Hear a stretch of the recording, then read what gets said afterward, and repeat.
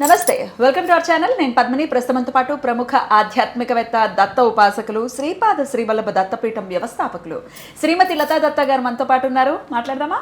నమస్తే అక్క. నమస్తే పద్మిని.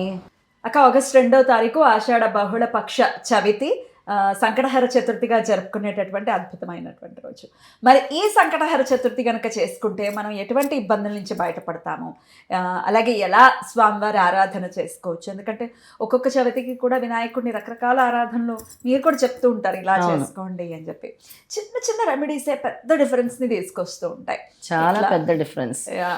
సో ఏం చేయమంటారు ఆ రోజున ఒక్కసారి మీ ద్వారా అక్క? అయితే ఈసారి వచ్చే ఈ సంకటహర చతుర్థి ఆషాఢ మాసంలో ఆదివారం రోజు వస్తుంది. అది కూడా గురువుకి సంబంధించిన నక్షత్రంతో, పూర్వభాద్ర నక్షత్రంతో వస్తుంది. కాబట్టి ఆ రోజు గురువుకి సంబంధించినటువంటి వస్త్రాలు ధరించి, అంటే పసుపు రంగు వస్త్రాలు, పసుపు రంగు గణపతి, పసుపు రంగు పుష్పాలు, పసుపు రంగు నైవేద్యం పెట్టి గణపతి ఆరాధన చేయాలి. ఆ రోజు అంతా పసుపుమయం అన్నమాట. ఇక పసుపుతో తయారు చేసిన గణపతిని లేదా చందనంతో తయారు చేసిన గణపతిని ఆరాధిస్తే చాలా మంచిదన్నమాట. ఎందుకంటే రెండు పసుపు రంగులోనే ఉంటాయి, గంధము పసుపు కూడా. ఇక పసుపు రంగు నైవేద్యం అన్నాను, ఏదైనా పసుపు రంగు పులిహోర అవ్వచ్చు, లేదా ఆయనకు లడ్డూలు చాలా ఇష్టం, ఆ లడ్డూలు పెట్టుకోవచ్చు. మైసూర్ పాకు కూడా పెట్టుకోవచ్చు. ఎల్లో పసుపు రంగు దుస్తులు ధరించండి. అలాగే పసుపు రంగు పుష్పాలు పెట్టండి, పసుపు రంగు అక్షింతలు కలిపి పెట్టుకోండి. అది గురు ఆరాధన కోసం. గురుగ్రహ దోషము, ఎవరికైతే గురుగ్రహం వల్ల కలిగే ఇబ్బందులు ఉంటాయో అవన్నీ కూడా తొలగిపోతాయి. ఎందుకంటే గురు అనుగ్రహం ఉంటే ఎటువంటి సంకటం వచ్చినా కాపాడతారు. ఇక ఆ రోజు ఆదివారంతో కలిసి వచ్చింది కాబట్టి సూర్యగ్రహ దోషాలు ఉండేవాళ్ళు, సూర్యదోషం ఉండేవాళ్ళు, సూర్యగ్రహ దోషాలు ఉండేవాళ్ళు ఎర్ర చందనంతో తయారు చేసిన గణపతిని పూజించండి. ఎర్ర చందనము, ఒకవేళ మనకి చందనం పొడి ఎల్లో కాకుండా red colour, red sandal powder అని దొరుకుతుంది, దాంతో కలిపి చిన్న వినాయకుడు తయారు చేసుకుంటాం. అలాగే చేసేసుకుని చక్కగా ముద్ద అవుతుంది. మీరు ఎర్రటి పుష్పాలు పెట్టి ఎర్రటి అక్షింతలతో పూజించుకోవచ్చు సూర్యగ్రహ దోషాలు ఉండేవాళ్ళు. ఇక ఎవరికైతే జీవితంలో అన్ని సమస్యలు పరిష్కారం అవ్వాలి, అన్ని విఘ్నాలు తొలగాలి అంటే శ్వేతార్క గణపతిని పూజించాలి. ఏంటా శ్వేతార్క అంటే తెల్ల జిల్లేడు వేరుతో తయారు చేసిన గణపతి అన్నమాట. ఇక ఆ రోజు గణపతికి చక్కగా మీరు నారికేల దీపాన్ని సమర్పించుకోండి.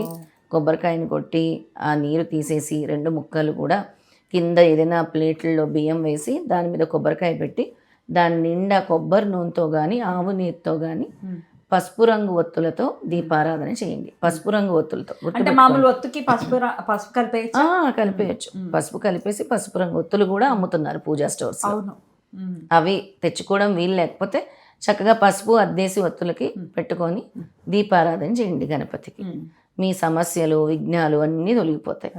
సంకట నాశన స్తోత్రం చదువుకోండి, లేదా వక్రతుండ మహాకాయ కోటి సూర్య సమప్రభ నిర్విఘ్నం కుర్మే దేవా సర్వకార్యేషు సర్వదా, ఏమి రాకపోతే అలాగే ఓం గ్లౌం గణపతి నమః అని చదువుకోండి. ఖచ్చితంగా మార్పు.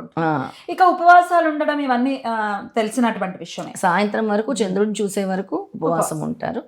సాయంత్రం ప్రదోష కాలంలో పూజ చేసుకోవచ్చు. అందరూ చేసేది వ్రతం అలాగే చేస్తారు సంకటహర చతుర్థి. అంతే కదా, సాయంత్రం స్వామివారికి పూజ చేసుకుని చక్కగా ఉపవాసాన్ని విడవచ్చు. అంతే కదా. అయితే ఈ సోషల్ మీడియా ఇంతలా వాస్ట్గా పెరిగిపోయిన తర్వాత అందరూ పూజలు చేసుకుంటూ ఉన్నారు, ఎంతో మంది ఇన్స్పైర్ అవుతున్నారు కూడా. వాళ్ళు చేసుకుంటున్నారు, బాగా చేసుకున్నారు, చూపించారు, మనం ఆచరిద్దాం, మనం ఎందుకు అట్లా వెళ్ళకూడదు అని అనుకుంటూ ఉంటారు. అయితే అందరి ఇళ్లలో ఒకేలా ఉండదు కదా అక్క పరిస్థితి. ఉండదు. ఇప్పుడు ఒకరు ఏమండి అంటూ ఉంటారు, పాపం నాకు చెయ్యాలని ఉంటుందండి కానీ మా వారు ఒప్పుకోరు, చేయొద్దు అని అంటారు, ఉపవాసం ఉండనివ్వరు. చాలా మంది గుడికి వెళ్ళొద్దు, నువ్వు ఇప్పుడు గుడికి వెళ్ళొద్దు, ఎందుకు గుడికి అని కూడా అంటారు. అలాంటి వాళ్ళు ఇంట్లో చక్కగా మీకు ఉండే గణపతికే మీరు అభిషేకం చేసుకోవచ్చు పంచామృతాలతో. నేను అడగదలుచుకున్న క్వశ్చన్ ఏంటంటే, ఇది ఆదివారంతో కూడి వస్తాం ఏమండి, ఆదివారం అంటేనే నాన్ వెజ్ డే కదా మరి. అవును, నాన్ వెజిటేరియన్. మాకేమో అటేమో స్వామివారి ఆరాధన చేయాలని ఉంది, మేము తినం కానీ వండి పెట్టచ్చా మా వాళ్ళకి అని అడుగుతారు. What is your answer? వండి పెట్టేసి స్నానం చేసి, అది మీ కర్తవ్యం, మీ ధర్మం. మీ పతి మీ పిల్లల కోసం వాళ్ళు మీకు వ్యతిరేకంగా ఉన్నప్పుడు వాళ్ళని శాంతింప చేస్తేనే మీ పూజ కూడా ఫలిస్తుంది. Correct. అది మీ ధర్మాన్ని మీరు వండి పెట్టుకొని మళ్ళీ శుభ్రంగా స్నానం చేసి మీరు మాత్రం తినకుండా చేయండి. అంతే, ఆఫ్ కోర్స్ తినకూడదు. ఒకవేళ వండినా మళ్ళీ తలస్నానం చేయాలి. తలస్నానం చేయాలి, తప్పకుండా తలస్నానం చేసి అప్పుడు పూజ చేసుకోవాలి. ఓకే, సో ఆ విధంగా ఇంకేం చేస్తారు? వినట్లేదు, అసలైతే ఆదివారం తినకూడదు. ఆదివారం అవాయిడ్ చేస్తేనే మంచిది.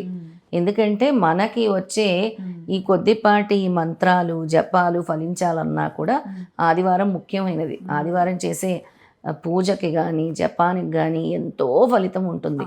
ఇది తెలుసుకొనే మనకి బ్రిటిష్ వాళ్ళు ఈ విధంగా ఆదివారాన్ని ఎందుకు పనికిరాని డే, సండే హాలిడే కింద పెట్టేశారు.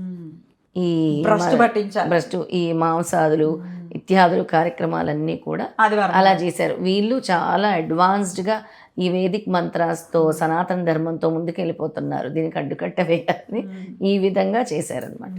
అది సో ఖచ్చితంగా మళ్ళీ ఆ అలవాట్ల నుంచి బయటపడాలి మెల్లగా. ఈ విన్నపం కూడా స్వామివారి దగ్గర పెట్టాలి. మేము మారాలనుకుంటున్నాం, ఆదివారం పవిత్రంగా ఉండాలనుకుంటున్నాం, నీదే. ఎంతో మందికి మేము చెప్పాం ఆదివారం తినొద్దని, ఎంతో మంది పాటిస్తున్నారు. వాళ్ళ రిజల్ట్స్ కూడా చూస్తున్నారు, జీవితంలో మార్పులు. మీ బావగారు ఎంతో మందికి చెప్పారు, మేము ఎప్పుడో స్టాప్ చేసేసాము, ఆదివారం మాకు చాలా బాగుంది, మీరు ఆచరించి చూడండి అని ఆయన చెప్పారనమాట. అలా చెప్పటం వల్ల చాలా మందికి మార్పు కూడా వచ్చింది. ఎందుకంటే మనకు కనబడే ప్రత్యక్ష దైవము సూర్య భగవానుడు. ఆ సూర్య భగవానుడికి మనం ఇచ్చే గ్రాటిట్యూడ్ అది. ఖచ్చితంగా అది చాలా చక్కగా తెలియజేశారక్క. ఏదైనా మంత్రం చెప్తారా? తప్పకుండా. అదే సింపుల్ మంత్రం, ఓం గ్లౌం గణపతియే నమః. ఓం గ్లౌం గణపతియే నమః అని ఎక్కువ సార్లు ఒక మాల అంటే 108 సార్లు, ఒక మాల నుంచి 10 మాలల వరకు చేసుకోండి. బ్యూటిఫుల్ అక్క. ఎలాగో సండే కాబట్టి ఖచ్చితంగా సద్వినియోగపరచుకోవాలి మన వాళ్ళని సందర్భంగా మనవి చేస్తూ చాలా చక్కగా వివరించారక్క. కృతజ్ఞతలు. నమస్తే అక్క. నమస్తే.